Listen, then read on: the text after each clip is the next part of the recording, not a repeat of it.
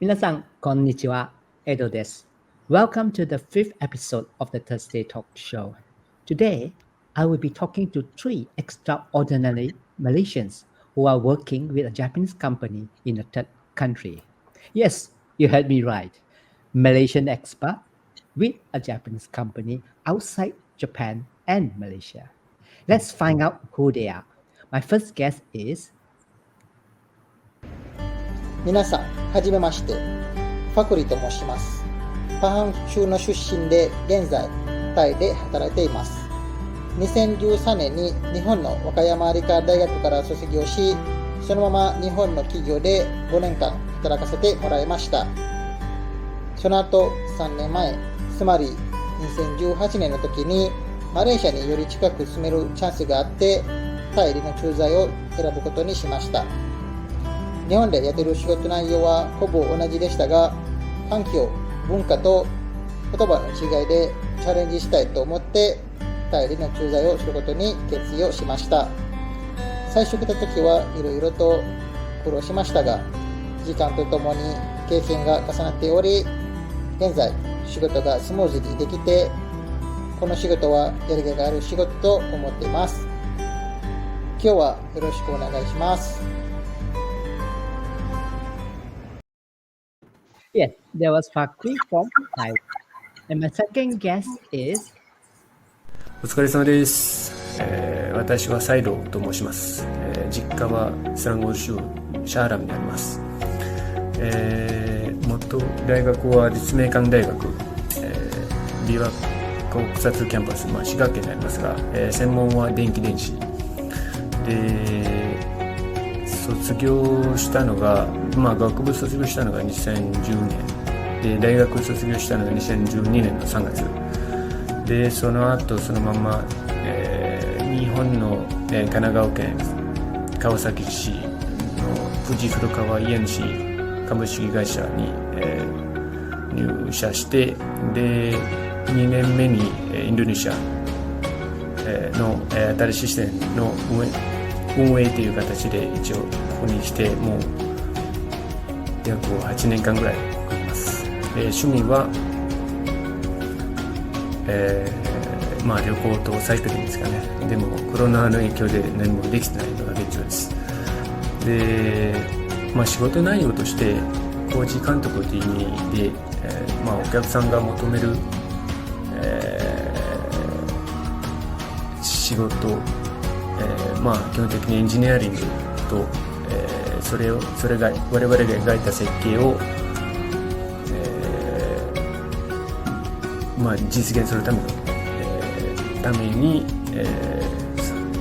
コスト、品質、安全でそれを管理しながら進めていくっていう仕事内容ですね。で、一応インドネシアで特有の今日は録画してるのは金曜日で、金曜日はバティックの日で、今バティックで来てます。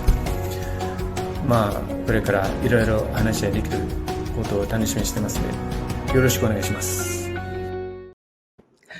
There was site in Indonesia. And last but not least, my third guest is はじめまして。マレーシアのスラング州シジャンカン出身のザムリザンと申します。今、オランダのアムステルダムに住んでいて9年目になります。2001年に長野高専の電気工学科を卒業して、長野県の東御市にある産業用インジェットプリンターメーカー見巻きエンジニアリングに入社しました。ここでは7年間機械のファームウェアの開発、それで3年間ほど海外技術サポートに携わっていました。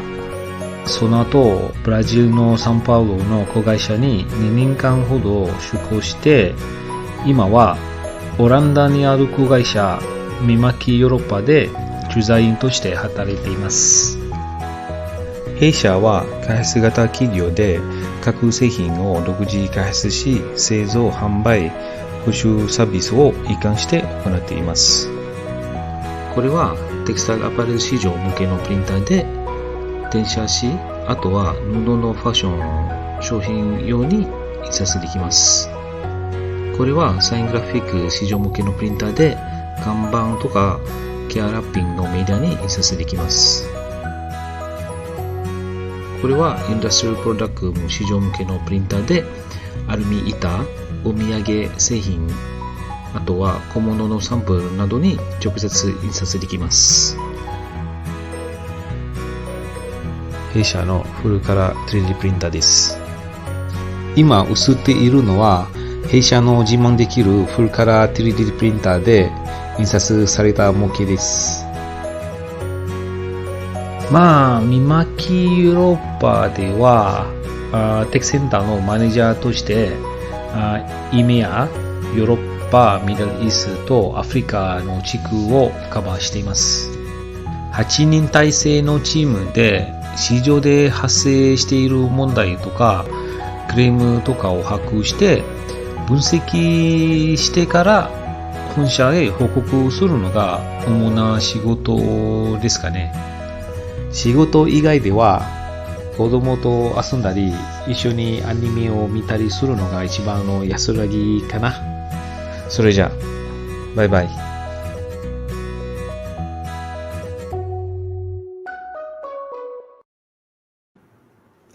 Gentlemen, welcome to the show.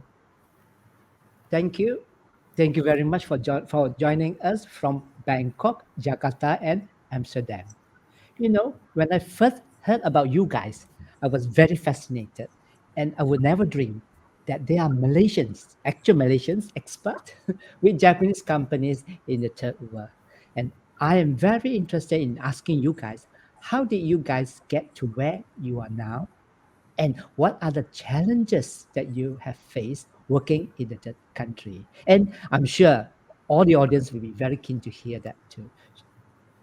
But first, let's start with a little bit of your background.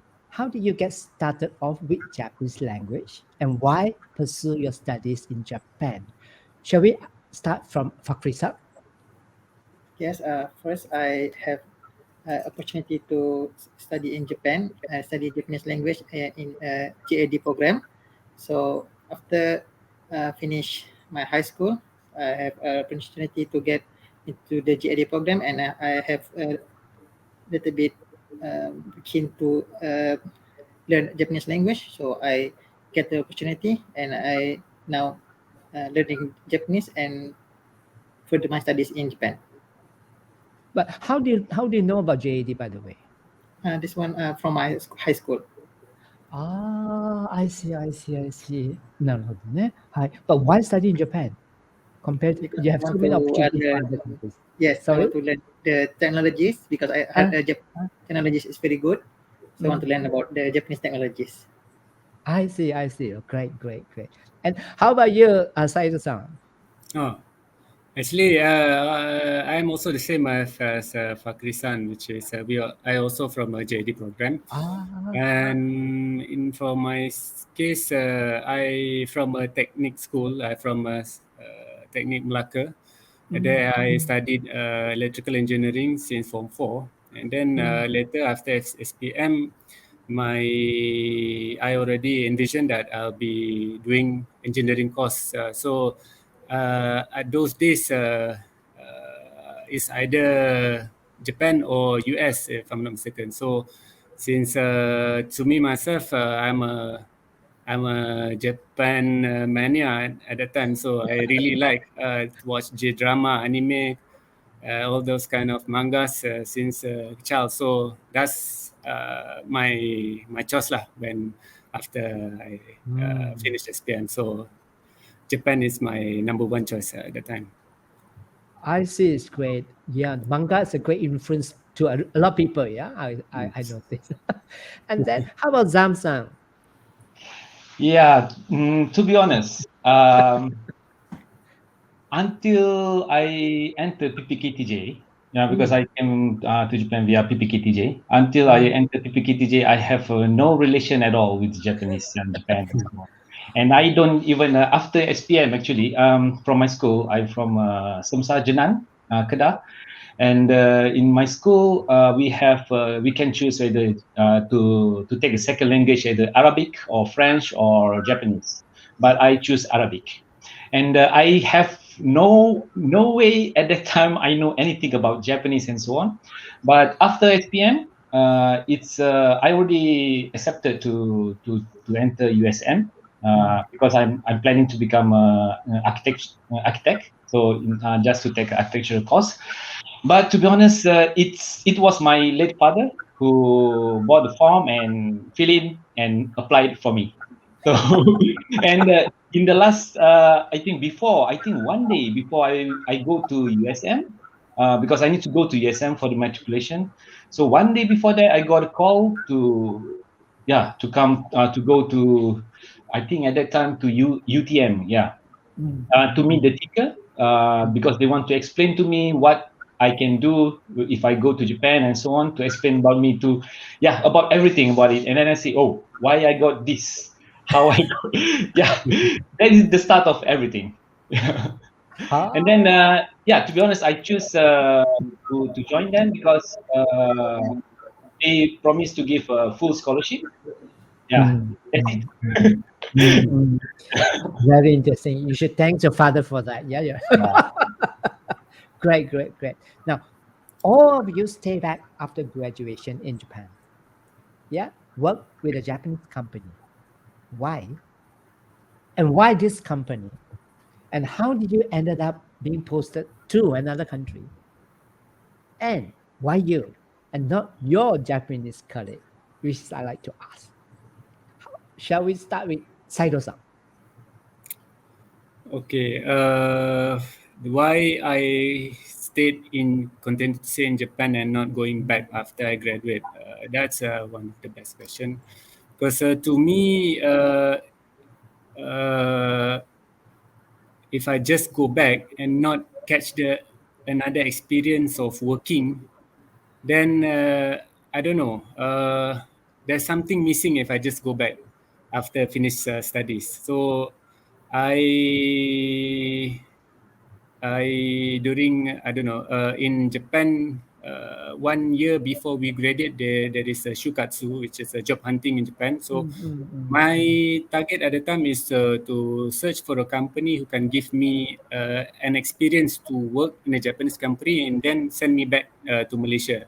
So that was my target at the time. So, and I found a company which is the one that I working at the moment, which is Fujifilm KWNC. It gave me the chance at the time to enroll with that program. So during the first year is basically about training 6 months for basically it's like a university again. So we learn everything from basics about engineering, and then another 6 months is more on site work. So Genbajitsu is it. I was enrolled in 3 sites, very, very challenging sites at the time with different seasons, working in snow, working during in Ramadan inside. So that's very, very challenging. And then after 1 year finished training, I was enrolled in overseas headquarters unit. And then at that time, I was surprised that they said the company planning to open a new branch in Indonesia, and I was to be sent. So I was like, why me? Because I'm still just basically freshly come out of an oven. So but then they said, I'm the only one who is capable at the time. Although we have another Malaysian as well, but then the company chose me because they think I can. Maybe I can assist more to the president directors, because the company only sent one Japanese and another one is me, and also I'm also as a Japanese at the time to be assist them. So that's how I end up in Jakarta from second year until now to help establish this new company. Wow. Yes. Great. But Jakarta work culture is very different from Japan, as well as very different from Malaysia, I believe. And how will you navigate it? How do you make it that everything runs smoothly to what is being planned or what you plan to do? Yeah. Yes, to be honest, I haven't been to Indonesia before I was sent here. So I also don't know much about Indonesian people, although I have some colleagues when I was studying in this mechanics, I have some colleagues from Indonesia. So when I was sent here, the one thing I was had troubles with definitely is the kotoba, the language. Although they say the Malay language in Indonesia is almost the same, but to be honest, it's also not that much same as well. So we have some language barrier at the moment, and also culture-wise, because I have no experience, working experience in Malaysia, so I don't know much what's the difference. But yes, Alhamdulillah, in my companies, most of the Indonesian local staff is also quite professional and easy to work with, and I have not so much difficult in terms of technical skill transfer and those kind of things. Yes. That great. But in what language do you communicate within your company? In Bahasa Indonesia or Bahasa Melayu Yes. or different? During the first year, I a bit struggle because I need to learn Indonesian language by my try to communicate, and then I also learn by reading some Indonesian novels, watching the movies, those kind of things. Yes, the first few years was a bit challenging, but now, alhamdulillah, I think I can communicate in their bahasa with their lingo and everything. I remember when my first visit to Indonesia, I always mix up with the word boleh and bisa. And the taxi driver is always say, why mengapa nak tanya boleh, bisa? I always get confused with these two words, bisa and boleh. Why in Malaysia, bola boleh, but to them it's very, very different. Yeah. But different indeed. Yeah. I see. Thank you. And how about you, Fakri? Yes, for me, I stayed back in Japan because first because I studied in degree just 2 years, so for me it's very short time. So I want to have a long time there. So I also want to get the experience for working with the Japanese and working in Japanese companies, so that I can bring back to Malaysia in the future. So I want to working there in Japan. So in the first now 5 years, after 5 years working in Japan, I'm going to Thailand. So why I coming to Thailand? Because first because my manager, he called me and then he said in Thailand we have some job vacancy. If you want to go, maybe you can go because it is better. It's closer to Malaysia, so you can go back easily. So yes, I said to him, I take the job, and then so now I'm here in Thailand. But I understand your companies is very big. You have about what, 44 companies overseas, if I'm Yes, not mistaken. okay. Yeah. But it's a very, very big company. And how do you manage to get into that company? This one actually quite difficult because when I job hunting, when the shukatsu, I have many companies that I apply, but this one the only one the last one I get. I have around 3 interviews, but I think I can get the job because before of these interviews, I have more interviews before in the different companies, so I gain the experience from another interview. なるほどね。So every failed interview become something a lesson for you to make you a much better person. Very interesting. And then when you're in Thailand, how do you communicate with people in your company? So in Thailand, actually they cannot speak in English. So when the first time I come in here, they give me translator. So I speak to the translator in Japanese. So the translator will speak Thai English. After 2 or 3 years, I'm not using the translator actually. So I just speak with them in Thai language and something Thai plus English like that. Even though you don't speak Thai, I mean, at that moment, they still send you to Yes. Thailand for that position. Very interesting. Okay, thank you very much, thank you very much, Fakrisa. How about you, Zamzam? Oh yeah, I think the reason I stay in Japan after graduate is more or less similar to Shay just now. I think before we when it's come near to the graduation, our teacher sensei will ask us to choose either to further our study, to take a PhD or master or what, or if you want to stay here, just shukatsu and then try to. So to be honest, I just want to stay in Japan because for me it's a lifetime, chance. So you will not get more chance to work abroad.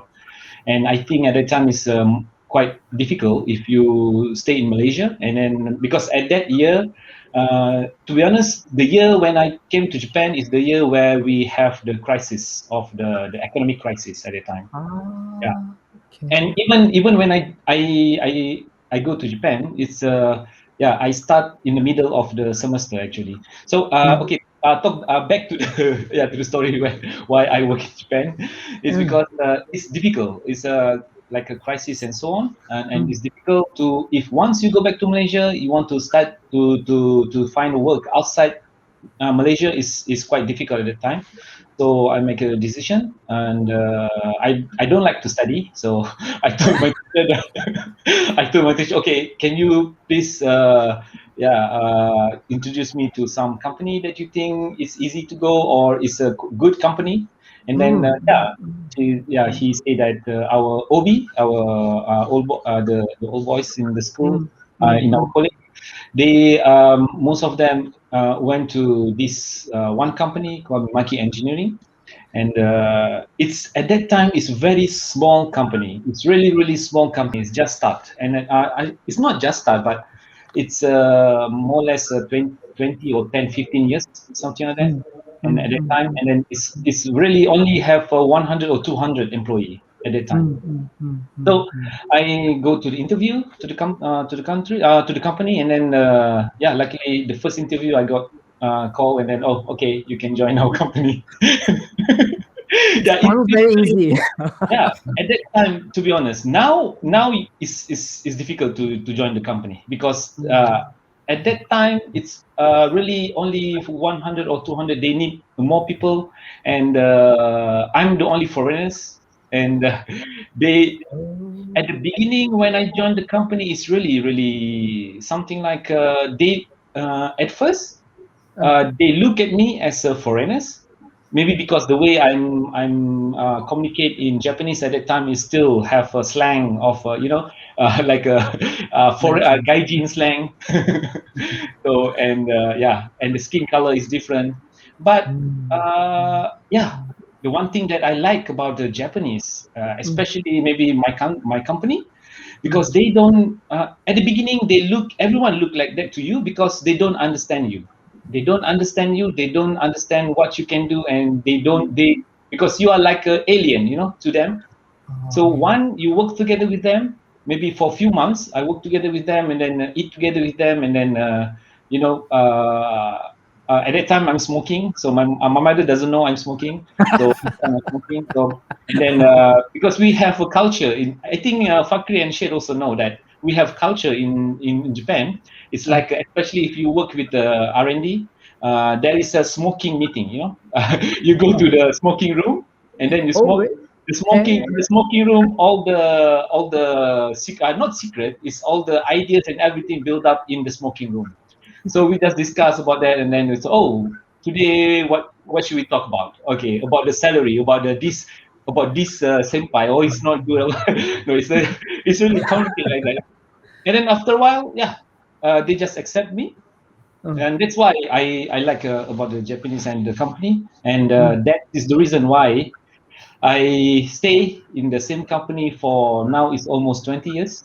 So maybe people ask me why, and then I say it's maybe my what we call it in Malay is a jodoh. So and that is the story behind that, and then other than that, it's I think because I like the company because they value the relationship and still yeah. Very interesting. But Yeah. but when were you posted to another country? Oh yeah, sorry. Oh, go back to that. Um, yeah, after at the beginning, I worked with R&D, yeah, to making a farmer program. I studied, yeah. It start with the when I joined the company. I'm the only foreigners, and then there's only few people, only 100 or 200 people like that, and most of them is engineer, and they don't have people that open like a global, like a global for to go abroad. So everyone is stay inside Japan, all is Japanese, and then they have no people that willing to go out to try something new. And yeah, maybe that's also one of the luck that I get when I joined the company.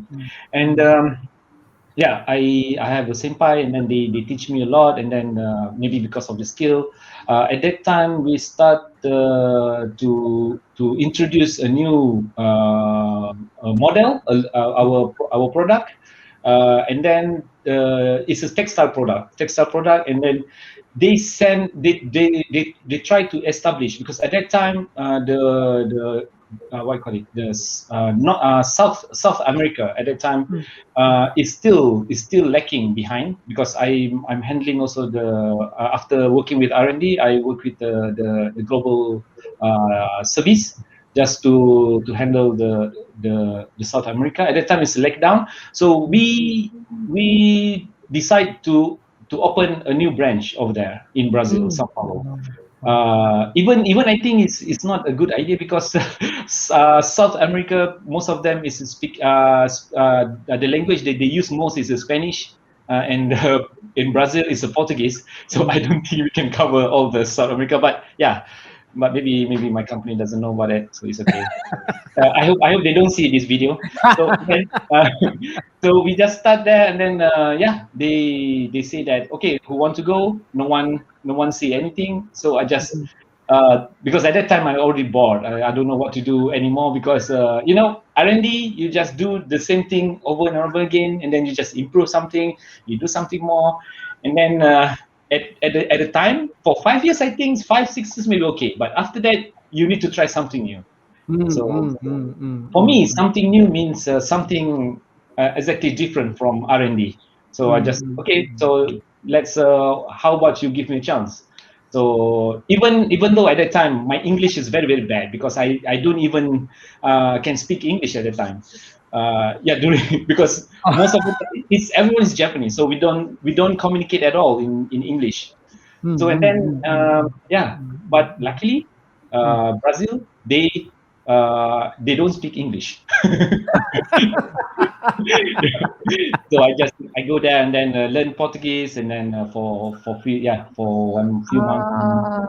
That's Yeah, great. and then yeah, for 2 years, and then after 2 years, my project just to establish the company is finished, and then they send someone new, and then at that time my original plan is to go back to Japan. And then after go back to Japan, I think maybe enough for me. I want to try to something new.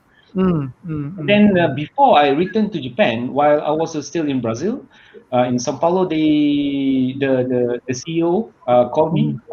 The CEO in Brazil, they called me. They said, "Oh, we have a meeting with the HQ," and then they said, instead of Japan, they plan to send you to Europe.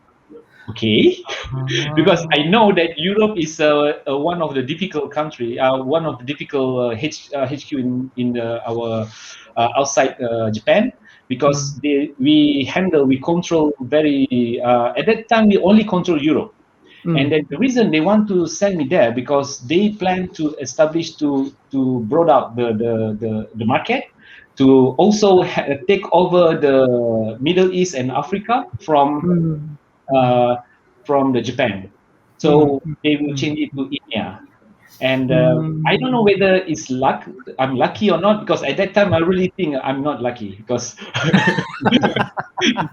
yeah, because I say, oh, come on, it's too much already, and then say, okay, just yeah, whatever, just give it give it a try. And then I went back to Japan for 1-2 months, and I go back to Malaysia, get married, and then after married, I go to Amsterdam, bring my wife to Amsterdam, and then we stay there. Yeah, and then I end up like that until now. すごいですね。すごいです。It's very rare that, especially in Japanese company, when they send their staff overseas, definitely they have to come back to the head office and for a couple of years before they have another overseas assignment. And while you're almost going directly to meaning that your company really have very high hope on you and high trust in you ね。すごいですね。You're always on the right track. I hope so. And now in your current company in Amsterdam, when working with people in the company, do you face any challenges or and if so, how would you overcome them? Yeah, like you say in the beginning, I'm the easiest one, right? No, actually, there is no much difficulties because I already the most difficult thing in Japan, and then after that Brazil, and in Netherlands especially they speak Dutch, but sometimes they also speak English. The only difficulties is because of here, as you know, in Europe not in Europe in Netherlands. It's similar like in Malaysia. In Malaysia we have a few races like Malay, Chinese, Indian, and other races. But in Netherlands and especially in Europe, you have a lot of races. You know, like in my country itself, we have someone from Turkey, from Morocco, from Germany, from Egypt, from where else? From Italy, from Brazil also, and from French, from all around Europe. So the difficulties is when you want to work with them, like you need to communicate. Like a communication is a language, but the language that they use is English. And but sometimes your English, when you talk to them, you try to communicate something to make them understand, but sometimes the English, the language itself, cannot go through their understanding, their mind. So it can create some difficulties in that term of for them to understand what you really want. And yeah, that is one of the challenges that other than that, I think it's more or less, you can handle it if you work with people for a long time. But communication is one of the difficulties, especially when you work with the European. Most of them is very skilled, have a high skill, and then you came from outside, and then you ask them to do something. So they are not like proud or rude or anything, but you need to be able to convince them to do something. Especially if you want them to do. I think it's not only me. Also, Shane and Fakri also have the same. Especially, both of them is working in the Asian country like Thai, Indonesian, that have a high pride to their own culture. But here, luckily, it's less than that. It's communication is difficult, but somehow you can, once you get to know them, and then once you can join into their culture, into surrounding with them, and then I think there's no problem at all. Now you I have think a very good point. You have a very good point there, which I think that especially in Indonesia, you have so many ethnic groups, if I'm not mistaken, and their culture could be very, very different. And do you have the same problem in your Indonesian company, Saisa? Oh yes, in terms of communication wise, is exactly the same. I think. Even some culture in Indonesian local staff as well. They have some people from Sumatra, some people from Surabaya, some people from all around Indonesia. Sometimes, so they speak sometimes different language, and then even alhamdulillah for our staff, they all can speak Indonesian language. But when in my industry, where in the construction field, when we communicate with workers, the workers also have some have their own district language. So in order to, to get the communication to them is a bit difficult because they cannot speak in English, and then the Indonesian language is also not that good. So sometimes the easiest way in engineering in myself, so we just use I mean show them the drawings and then let's do like this, let's do like this, and then then they see the drawings and okay, let's do it like that. So yes. A picture paints 1,000 words, people say. Yeah. Now I'm just wondering whether learning Japanese is a good idea or not, or we should start learning painting and drawings. Oh, great. And how about Fakri in Thai? Do you also have this problem? Yes, of course. In Thailand also, they only speak in Thai language. So I need to, first of all, in my first 4 months here, I learned Thai language. I go to the class. So I have to learn, because if not learn, I think I cannot communicate at all. So after learning, and sometimes now I'm at the 3rd year here. So I think I can speak with them. But if sometimes I cannot speak, same like Saido-san said, we like drawing, and then if okay to do that, something like that, and then they can understand. Yes, same method we use here also in Thailand. It's interesting. But I also understand that you also use the Thai translator in your company. Yes. Yeah. So how you communicate with the Thai translators? In Japanese language.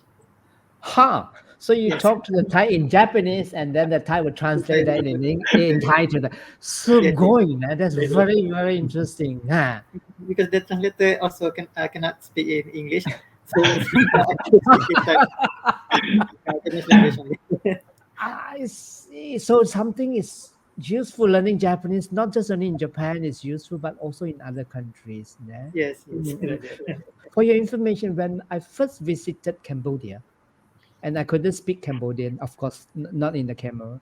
And you know what language I spoke? Japanese. And they understand, especially the tour guide, the restaurant people, everybody speak Japanese. And so I was so surprised, and so that it's no longer a foreign country to me, because I can talk to everybody in Japanese. Surprisingly. I see.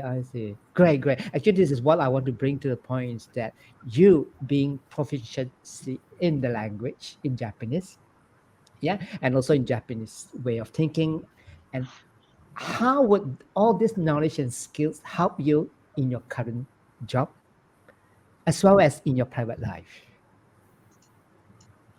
Yeah. All right. Okay. I open it to anybody who would like to answer these questions.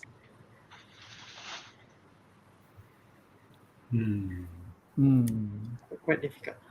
Quite difficult to answer the question. Yeah. All right. If to say about that, I think Japanese actually.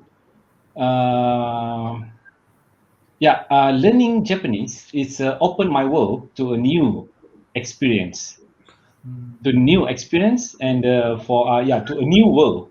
It's something like just now Fakri and Shed also said about once when they cannot communicate in the local language, they use a drawing. But for me, in Japanese, the good thing with when I learn a Japanese language is because I start learning Japanese also from like manga, manga, anime, news. So if manga compared to the comic books in the Western comic book and manga in Japan, Japanese manga, the picture tell everything. You don't need to have a words or something, So the Japanese language itself, if you, for example, what I realized when after I learn Japanese is I like to read. Sometimes I like to read a book, like a novel. For example, if you read the same novel, like the English novel, like what I call it, Dan Brown, for example, in English, the book is like this thick, but in Japanese, it's only half or maybe less. Oh, yeah, because in Japanese, they, for example, one kanji is telling a lot of things. Yeah. So back to the picture that Fakri and Shed said just now. They draw something and then to show. Japanese language for me is that kind of a communication. It's the language itself, like a kanji. Even if you go to Japan, if you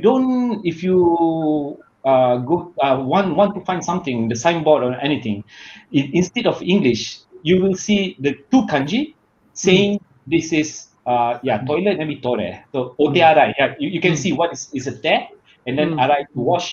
You know, it's not say place to wash your hand. It's te, right. kanji of te, and then arai. So where you just watch, look, and then you know where to go. It's language that use a picture, that use images to communicate. It's back to the manga itself. Even it's not related to learning Japanese, but manga. If you look at the manga, there is no much writing. It's only picture explaining everything. If you compare with the Western comic like DC comic or Marvel comic, you will see a lot of language written, blah blah blah blah blah. So a lot of English written there, but manga is less. I think everyone, both of Fakir and Say also can agree with me with the manga because I know the both of them also read manga. So it's and it's Japanese language itself is open my world to a new experience.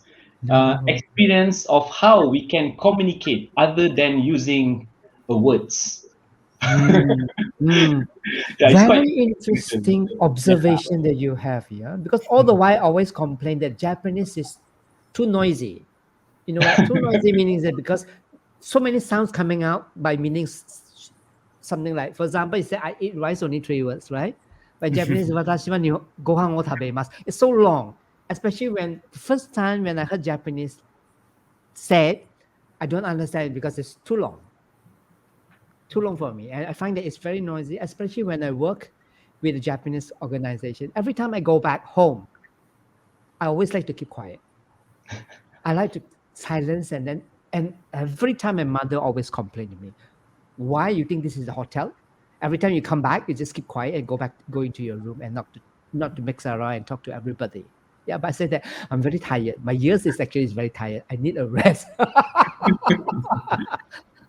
Yeah, but very interesting observation when you talk about Japanese as a written in the written form ね。すごいですね。なるほどね。はい。はい、サイロさん、do you have anything to add to this? Yes, to me, learning Japanese language is quite, I don't know, instead of Japanese language, I'm more to the Japanese business manner, which I think for those who just finish studies in Japan will not get the experience of learning the business manner, which is very doktoku, special in Japan, where to learn about business manner in Japan, then you can apply it not only with in Japan, but also when I'm in Indonesia as well, using that business manner that utilize, and then how to, when you see a new people, how to give a name card, those kind of things. Even the local staff who work from other local company before, then when they join our company, we start by teaching them about how the business manner in Japan does the work and everything. It's kind of wow, this kind of shock, and then and how to write emails and how to communicate with customers, those kind of things, which is quite interesting. And then yes. Because I just think there's a lot of unwritten rules in Japan. Yeah, definitely. How you interact with people, how do you talk, but do you find it very, how to say that? Do you feel suffocated by all these rules? Well, depends. Depends on which rules I'm talking about. You hear a lot of, especially the Westerners who write in the books that, whenever they go to Japan, they always hit the glass wall. They say the glass wall because you can't see it, but you just hit it. Yeah, So how would you go around it? To be honest, I just choose which rule I want to follow. that's Oh, that's the beauty of being a foreigner in Japan. Yeah, I agree. I agree. sorry, how do you do that? How Huh? would you do that? How would you do No, that? no, so basically, sometimes in Japan, just like recently when in Japan, when you entered a company, for example, in my HQ, they usually wear the same attire. So Hmm. white shatsu, white, and then pants is like that. So in Indonesia as well, we just I mean, sometimes we wear batik and everything, but in Japan, that's not normal. So when recently when I went to Japan, I wear like that. They're like, "Oh, that's not the correct attire to wear." But I was like, "It's okay. I'm a foreigner."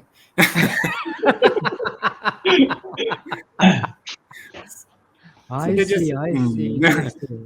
so shikatana. They just Yeah.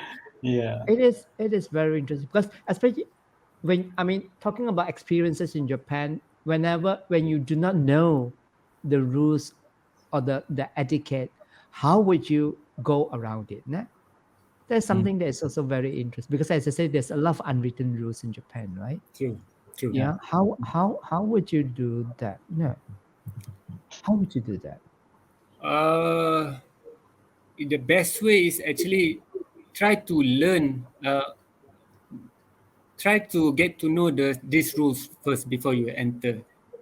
Or Um, if you just act like the one like say I'm a foreigner, I can't do what I want. Those kind of attitude actually in the long future will get you in trouble actually. But you need to choose which rules which even though you didn't follow it, it kind of give some sense to the other person, the other party, then which might think, oh, maybe this rule is not custom to these people, but it's okay that we accept this kind of different perspective. Can give something to think about the other party as well. But yeah, that, Great, great, great. Hi, Chris, you have anything to add before I go to the Yes. next question? For me, learning Japanese, right? For me, learning Japanese itself is like learning the Japanese culture, because for me, in Japanese language, we have some of the words that have no direct translation to English or Malay, and sometimes we have some words. For example, omotenashi. We have difficulty to translating it to another language. So by learning the Japanese language itself, we can learning many more about Japanese culture that we cannot get if we cannot understand Japanese language itself. なるほどね。Especially certain terms are so difficult to explain. ね。 Yes. I Some words totally that don't agree. have I direct totally agree. translation, so you need to Hi. explain a long time, right? Especially we teachers always be bombarded by so much question about why this, why that from the students, and sometimes we say, how I'm going to explain to you. Because you need to go to Japan itself and then right. You're the right. culture, right, from Japan. You need Or to you can immerse use a yourself. picture. A pictures.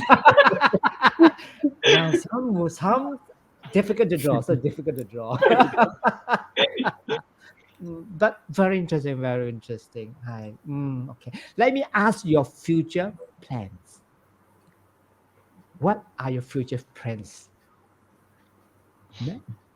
Any particular plans, or you like to go along the flow, or you have something in mind? Start with How me, about right? hi? Let's Yeah, say, sorry.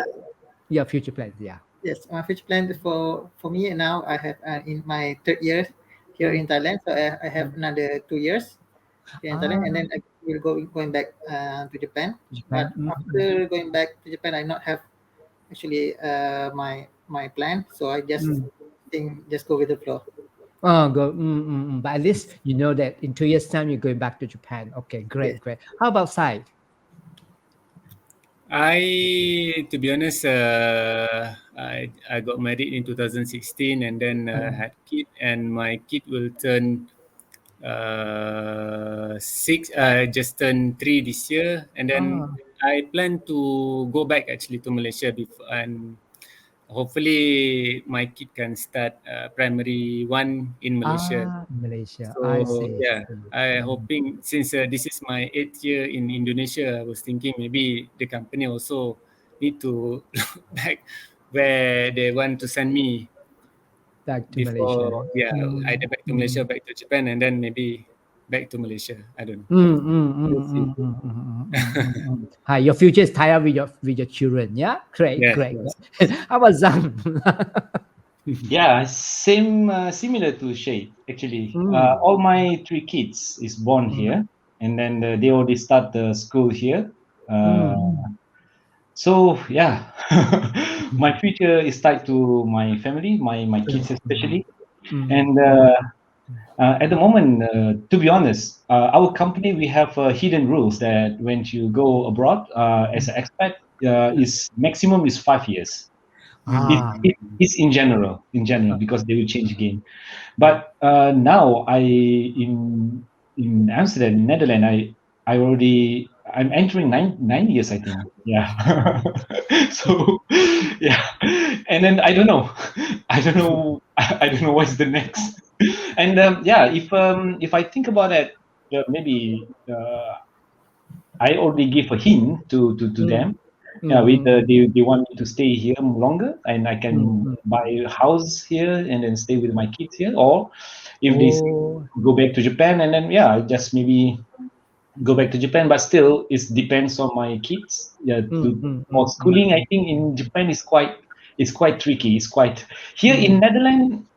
Is okay. It's good. The schooling is good. Okay. But yeah, even my Japanese friends told me that yeah, to start for kids to go to Japan to go enter school, it's quite difficult for them, especially when they 7, 8 years old. So it's not that easy. If for more or less about 15 from 15 above, I think maybe it's okay, but below that is quite challenging for them, communication wise and food wise. I see. So culture-wise, maybe it's not that easy. Yeah, that keep me thinking about what is the next future, because yeah, it's But obviously, I think that they want you to stay longer in Amsterdam. yeah. I hope. Most Yeah, likely. I don't know. Yeah, like Fakri said, just follow the flow. Go with the flow. Yeah. Go with the flow. Yeah. Go with the flow. Yeah. Now, I would like to ask 3 of you that if you have any advice for young Malaysians, yeah, currently studying Japanese in Malaysia. Yeah.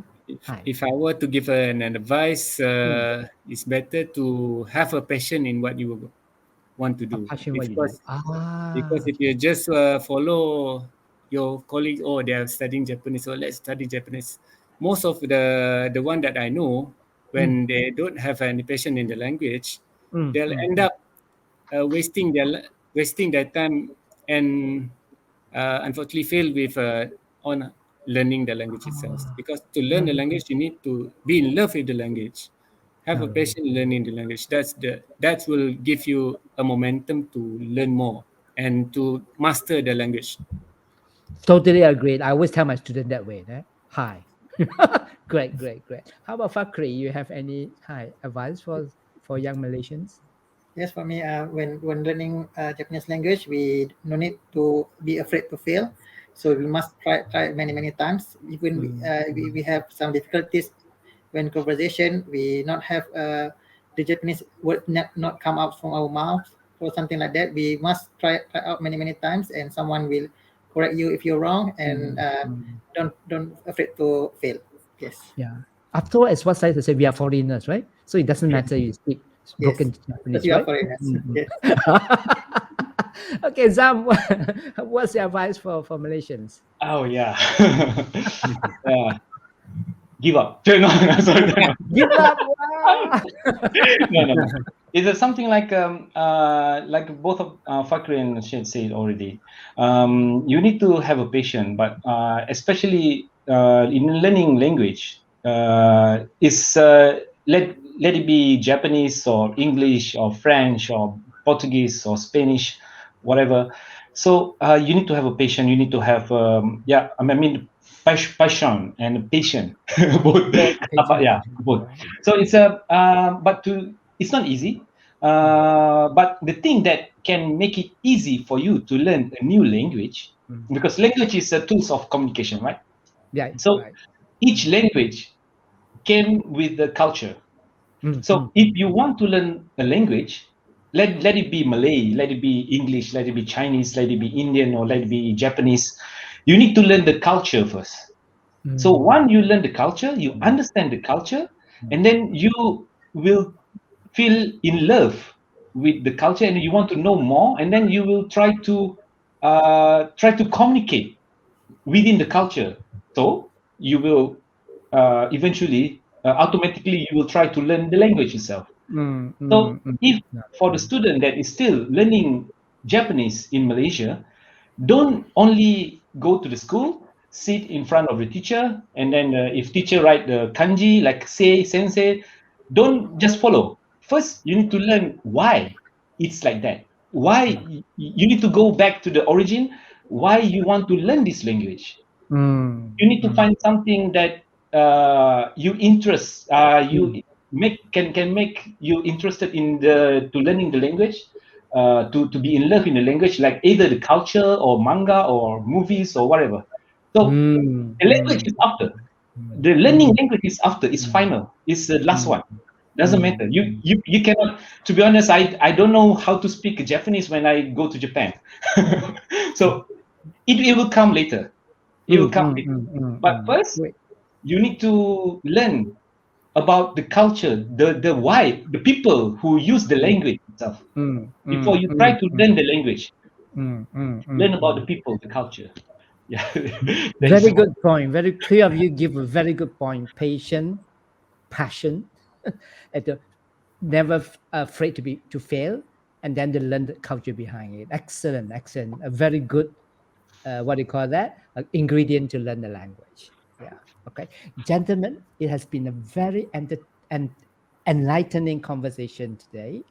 But before I let you go, could you share with our audience your favorite word, phrase, kanji, expression, proverbs, or saying, and tell us why? Yeah.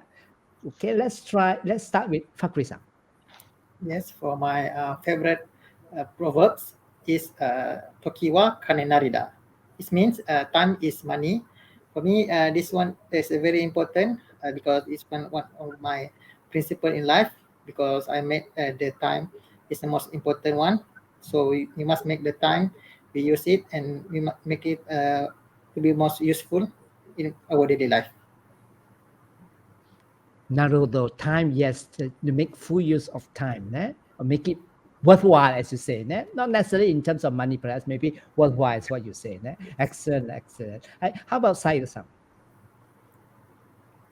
For me, my favorite kotowaza, Japanese phrase, is Shippai wa seiko no moto, which is failure is the mother of success. So meaning never to be afraid of making mistakes. So when you make mistakes, the best wise people will not only learn from their own mistakes, but also the other people's mistakes.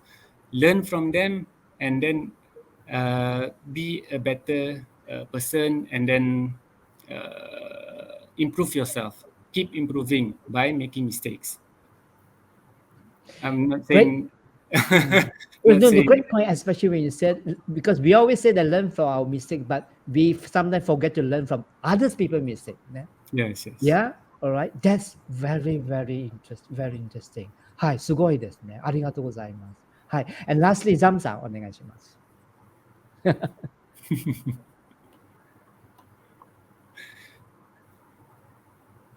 Sorry, cannot hear you. Sorry. Yeah, sorry.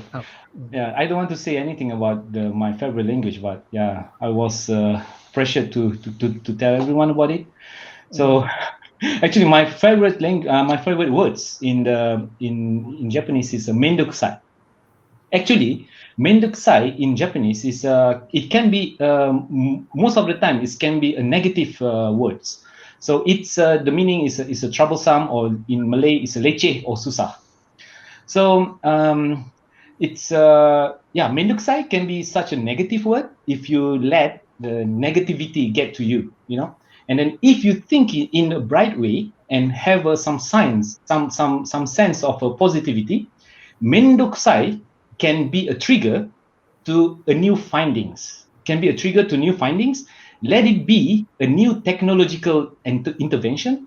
Technological like something new, or it can trigger your new unknown self skill or talents.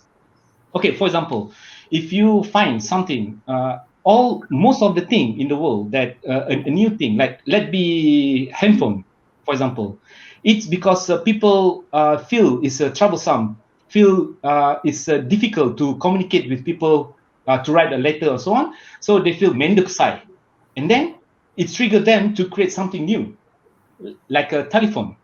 Like people doesn't want to walk. It's mendoksai to walk from point A to point B. They ride a horse, so it's difficult to give the horse food, so they create a car. So everything that lead to a new technological invention, came out. I think not everything, but most of them came out from a word, mendoksai. Because when you think about mendoksai, that's why each time when you feel something bothering you or troubling you, try to improve it. Try to think of a solution, because mendoksai, when you think something mendoksai, try to improve it, try to think of a solution instead of run away from it. And then if you cannot or do it, or you cannot think it alone, gather your friends and families and think and do it together. That is the beauty of a word mendoksai. Sugoi, that's very original thinking. I have never heard someone to say that. We always have complain, mendoksai, and then we stop. We don't do anymore except to complain. In fact, in Malaysian society, we always have this mendoksai mentality. That's why we always look at traffic light. It's always green. Whether it's brown, yellow, it's always green. We just go past or make U-turn anywhere we go, because we find this mendoksai to wait. Yeah, we always just go against it. Nah? But very, very interesting point. And I hope all Malaysians should think like you do. Yeah, to think is mendoksai and make it better. Yeah. Hi. With that, I thank you, gentlemen. Okay, it has been a very, very meaningful conversation with everyone. I do enjoy the conversation with you, and I wish you all the best in your undertakings. I hope I hope to meet you in person when you balik kampung to Malaysia. Yeah, once again, thank you very much. ありがとうございました。ありがとうございました。